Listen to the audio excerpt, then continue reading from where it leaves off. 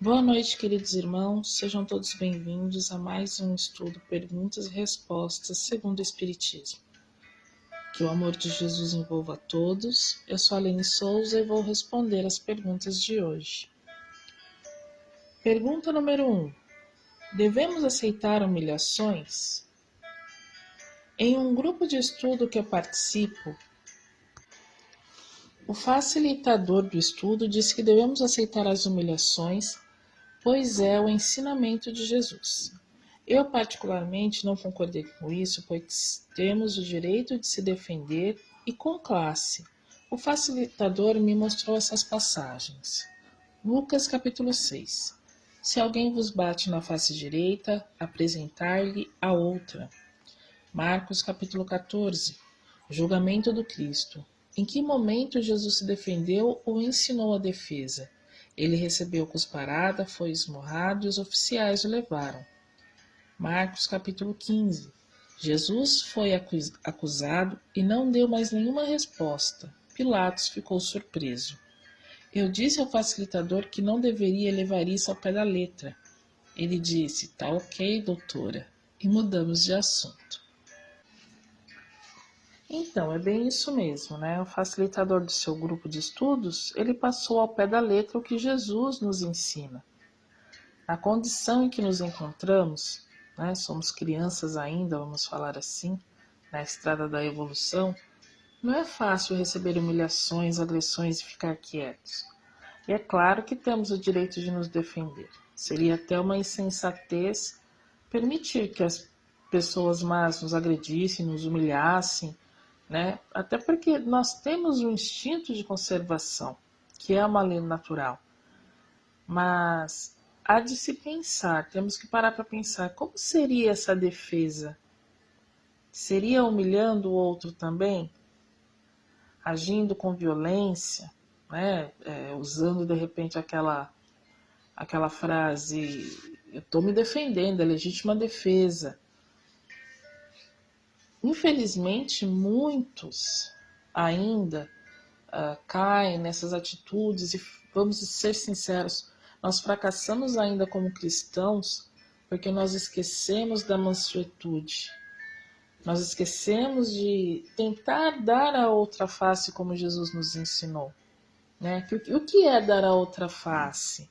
É mudar a paisagem, reagindo às vezes a uma humilhação, a um xingamento, com uma ação positiva, né? Usar uma ação positiva diante de uma ação negativa.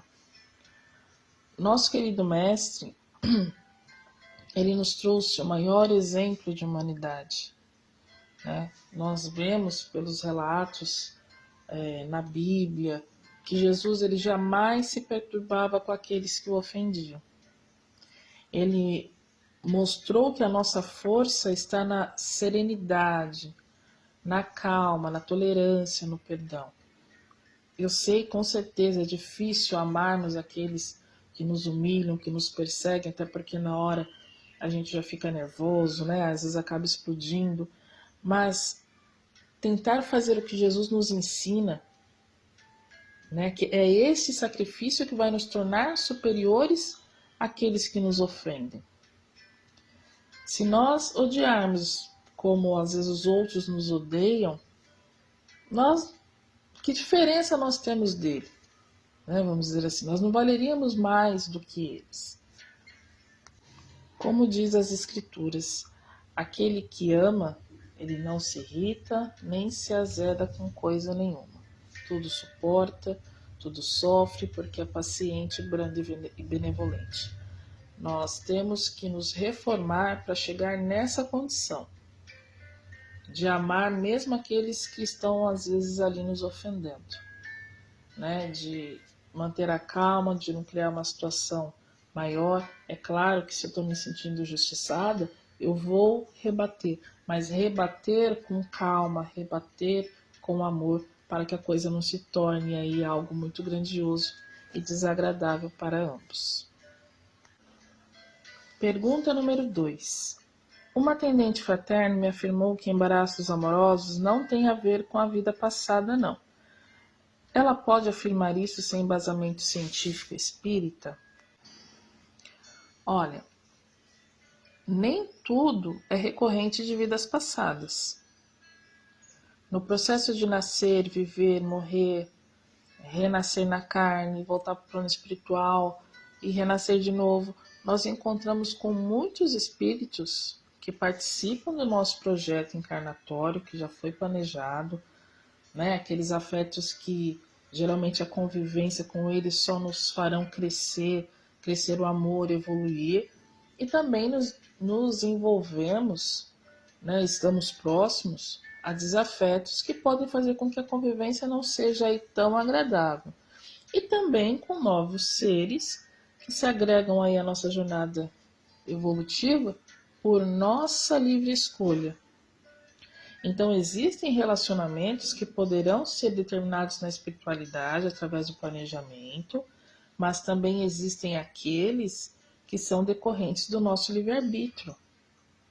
E o que acontece? Muitas vezes nós não temos conhecimento, não temos um bom senso de avaliar um todo, e isso faz com que a gente acabe se enrolando e nos desagradamos aí com alguns relacionamentos, né, no percorrer da vida. Existem também aqueles relacionamentos que são de provas, né, e também, então, aí os acidentais, que não tem nada a ver com vidas passadas, não tem nada a ver com o espiritual. E se nós entramos num relacionamento assim, às vezes por uma paixão avassaladora, né, uma atração sexual, e é onde a gente usa aí o livre-arbítrio, que não tem nada a ver com o nosso passado, com vidas passadas, mas sim com as escolhas que a gente faz nessa vida. Então, existem os dois casos. Pergunta número 3. Se existe reunião mediúnica no mundo espiritual, por que é necessário ter reunião mediúnica na Terra? Mesmo às vezes estudando em casa, lendo um livro, fazendo evangelho no lar, nós também não vamos na casa espírita. Nós vamos lá para quê? Para receber um benefício, um atendimento, um aprendizado. Então, os espíritos são levados na casa espírita pelo mesmo motivo, por precisão. Os espíritos sofredores, eles são conduzidos até a casa espírita para eles poderem ser esclarecidos, né? Assim como também obsessores. Eles poderiam e podem ser esclarecidos pela espiritualidade? Com certeza, muitas vezes o são, mas muitos necessitam do chamado choque anímico. Eles necessitam de ter contato com os fluidos de um corpo físico. Eles precisam ter contato com algo orgânico, sabe, com fluido animal, para que eles possam, a partir desse contato com esse fluido, compreender de fato o que está acontecendo com eles. Às vezes conseguir ouvir o que o doutrinador, o esclarecedor tem a falar para ele, que muitas vezes eles estão lá no mundo dos espíritos, mas estão surdos aos apelos dos espíritos mais evoluídos, por conta da faixa de vibração. Então eles necessitam serem levados até o centro espírita para eles poderem, através do corpo físico, eles ter contato com esse fluido animal, né, que o médium tem. E a partir daí ele poder ser ajudado, poder se reconhecer, poder ser esclarecido e poder ser levado a uma colônia, um hospital. Pergunta número 4. Por que quando escuto os problemas dos outros fico doente e dolorida? Provavelmente você é mais sensitivo que as outras pessoas. É o que chamamos de médium empata, médium esponja. Você capta a energia das pessoas, às vezes do ambiente. Então é preciso estudar para se conhecer, para poder ajudar as pessoas sem se prejudicar. Né? O ideal é que você frequente uma casa espírita, que se prepare para lidar com essa sensibilidade, com essa mediunidade, né? Para que você possa usá-la com sabedoria, de forma educada, de uma maneira que você possa se proteger, né? E também ajudar as pessoas que necessitam. Então não é uma mediunidade que é ruim, né? Mas hoje, com certeza, você se sente vulnerável. Então, nós recomendamos o estudo para que você não fique à mercê aí de qualquer energia, para que você não se sinta vulnerável, né? Então é preciso você estudar para se conhecer, para você poder canalizar essa mediunidade e poder ajudar aos outros sem acabar se prejudicando. Procure uma casa espírita, converse com um orientador, né? Comece a estudar a doutrina, depois até chegar nas partes de estudar a mediunidade, de trabalhar com ela. Você vai ver que vai melhorar bastante. Pergunta número 5. Existe enfermidade no plano espiritual? Não como no plano físico. As enfermidades que atingem os espíritos derivam da própria mente dele. Então, muitas vezes os espíritos estão lá não aceitando o que lhes aconteceu, ou emanados ainda em muita raiva. Então, eles podem se sentir doentes com qualquer doença, mas é tudo coisas da própria mente. Podemos dizer que a doença no plano espiritual, como aqui também no plano físico, é o orgulho, é a raiva, é a não aceitação. Existe também o espírito se achar doente porque desencarnou com uma certa doença, então às vezes até ele se recuperar lá no plano espiritual leva um tempo, mas depois com os tratamentos que é feito nos hospitais pelos médicos espirituais, ele se recupera também. Pergunta número 6. Por que nenhum médium nunca usou seu dom para desvendar sumiços de pessoas que duram décadas?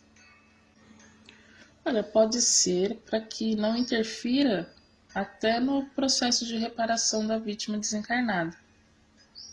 Muitas vezes, não encontrar o corpo, não saber quem que cometeu um crime faz parte do processo de reparação. E tem que se levar em conta também a vida passada da vítima, né? Que nada foge à justiça divina, isso a gente tem que ter em mente. Então, portanto, às vezes aquele criminoso que não é encontrado pela justiça terrena, ele não é encontrado aqui, mas ele já está marcado pela justiça divina. Meus irmãos, nada foge à justiça, que foge à justiça da terra, fica impune, né? Nós temos aí a lei de ação e de reação que é inevitável. Algumas vezes os médiuns até acho que recebem, sim, por intuição sobre alguns casos, mas a polícia geralmente ela desdenha das informações, né? Assim, elas não acreditam que é verdade. Sem contar que também tem aí a grande possibilidade que o médium pode correr um grande risco de dar informação sobre um crime e ser acusado por esse próprio crime, né? Por não existir nenhuma informação sobre o autor, né? Realmente quem cometeu. Eu sei que eu já vi documentários que nos Estados Unidos a polícia costuma às vezes usar alguns sensitivos para descobrir, para desvendar alguns crimes.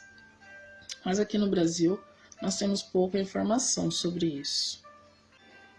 E mesmo nos lembrando que todos os seres humanos, eles são médiums, né? Em menor grau ou maior grau. Então, dentro da polícia também existem. E aí os espíritos também intuem, né? A partirem para tal caminho, para buscar, eles inspiram nas buscas. E nisso prova que Deus nunca desampara ninguém. Pergunta número 7. É normal quando despertamos para as coisas espirituais deixarmos de sentir conexão com quase todas as pessoas que sempre estivemos juntas? Cada vez me identifico menos com as pessoas com que convivo. Então, há tempo para tudo, né? Cada um despertará no seu tempo.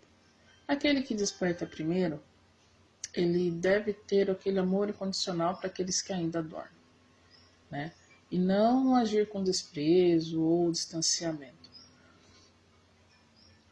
Devemos lembrar sempre do grande mandamento: amar a Deus sobre todas as coisas e ao próximo como a si mesmo, né? Independente aí das diferenças. Se você usar esse despertamento espiritual levado pelo amor incondicional, vamos dizer assim, dará mais resultado no despertar de seus familiares, né? Até porque as suas ações, as suas atitudes vão causar alguma curiosidade neles e vão ajudá-los também de alguma forma. E assim, você está sentindo isso até porque quando a gente nos conecta com energias maiores, com energias mais altas, e é claro que existe essa afinidade, aquelas outras coisas que você gostava vão perdendo às vezes um pouco o interesse, da mesma forma que as pessoas que ainda continuam naquela mesma vibração, né? Então tem aquela coisa também de afinidade, de sintonia. Os interesses mudam, né? Assim também como a forma de pensar. Mas busque oração, busque força para, né, não desprezar aqueles que estão ao seu redor e sim ajudá-los com muito amor. Pergunta número 8. Aprendi que a doutrina é sempre a favor da vida. Baseado nisso, o que ela fala a respeito da legítima defesa? Exemplo, se um malfeitor invade a sua casa com o intuito de fazer mal a você e sua família, é errado tirar a vida dele? Meus irmãos, Deus é justo. Ele julga mais a intenção do que o fato. Lá no Livro dos Espíritos tem uma pergunta, né? Se Deus, em caso de legítima defesa, se Deus justifica aí o assassinato. E a resposta é que só a necessidade pode justificar. Mas desde que o agredido possa tentar preservar a vida do outro, do agressor. Então, tudo o que fizermos em desacordo com a lei do amor, da justiça e da caridade vai causar em nós uma necessidade de reparação um dia. Então, se você tira a vida de um irmão, independente de que seja, como que fica a consciência?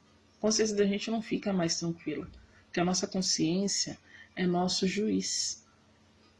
Então, assim, a morte por legítima defesa, ela tem até um peso menor, né, aos olhos de Deus, porque Ele sabe da intenção. Mas isso não vai livrar ninguém de pagar por esse débito um dia.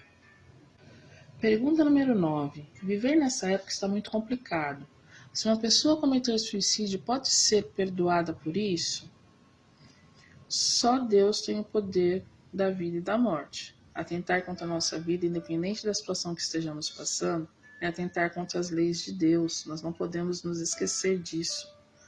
Nós vivemos num planeta de provas e expiações.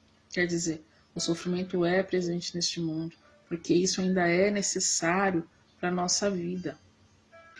A vida não é fácil para nenhuma criatura nessa terra. Imagina se todas desistirem dessa existência porque a coisa está difícil. Né? Nós não podemos, nós carregamos débitos passados e nós passamos por isso porque a gente ainda não aprendeu a amar, não aprendeu a ser bons. Então, meus irmãos, não se iludam. Não querer viver mais é cinzentar dos compromissos que foi assumido na espiritualidade antes dessa reencarnação. Tudo que nós plantamos, nós colheremos um dia. Infelizmente, a colheita do suicida, ela é muito tenebrosa. Orem, peçam forças a Deus, que tudo há de passar e há de melhorar. Pergunta número 10. Por sermos espíritas, temos algum privilégio após a morte? Não. Não é a religião que se professa que dá privilégio para alguém, de maneira nenhuma.